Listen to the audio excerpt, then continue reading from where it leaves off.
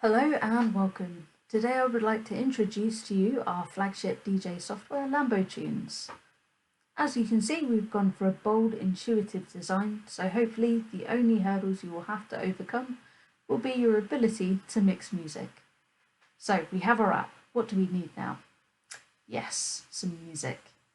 Now there are a couple of ways to load tracks into the playlist at the bottom. We can do this via the Load Tracks button, which will open up a file browser for you to navigate to the location of your music. Simply click on the file you'd like to add, and you can see it drops down into the playlist at the bottom. Now we can also do this via drag and drop. Simply open the folder that your music is in, select the tracks that you would like to include, and drop them straight onto the playlist. As you can see, we read in the metadata from the track for MP3 files encoded with IP3 v1 and then display this information back to you. To help you locate the tracks you would like to play, we have this handy little search bar. Simply start to type the track name in, and you can see it'll show into the table below. If you've added tracks by mistake, simply click the remove button. But don't worry, this won't remove the track from your computer, it'll simply just remove it from this playlist. Right, fantastic. So now you have your amazing playlist loaded, it's time to load the music into the decks.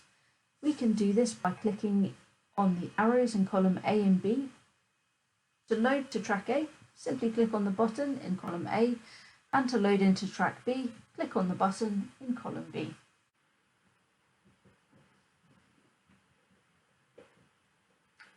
Once you click on the buttons, the waveform will appear automatically and will give you a nice way of visualizing what is happening with the music. We have some playback controls, play, pause and loop, for you to control the track. So let's get this music playing.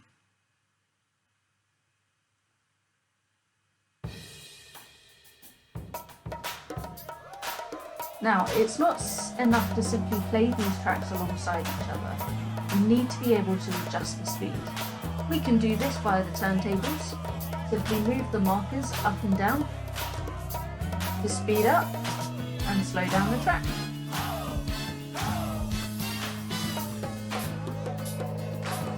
We can also grab the playhead at the top to change the position of where we are in the audio track as well. Now sometimes you want a little more volume on one track than the other. The middle deck in the centre is the place to control this. You can control each deck individually by using these sliders here.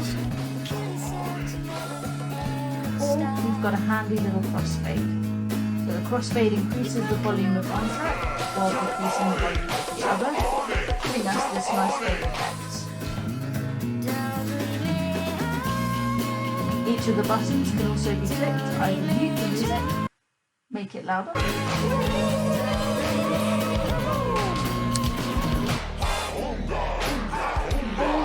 move it from one deck to the other.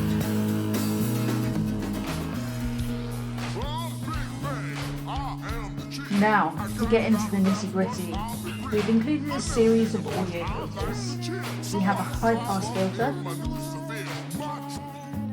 Now, what this does is it only allows the higher frequencies to pass beyond the cutoff. So as you can see, as we adjust this down, we filter out the certain frequencies. Now the Q value decides how steep we want that frequency to be cut off at. Now a low pass does the opposite to a high pass filter, by only allowing the lower frequencies to pass and filtering out the higher frequencies. So again, we can control this by the cutoff slider.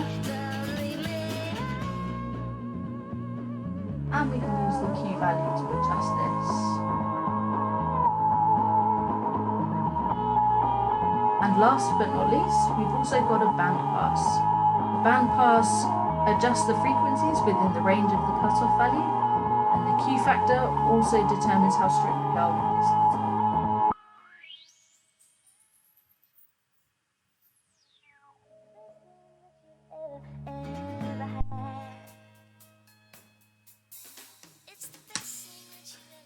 And now, when you're done DJing for the day, you will save all of your playlist data, so when you are ready to start again, you will not have to reopen all your files.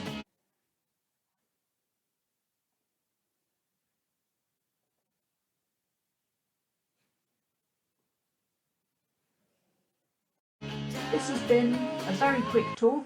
Now it's time for you to make some of your own noise. Have fun mixing.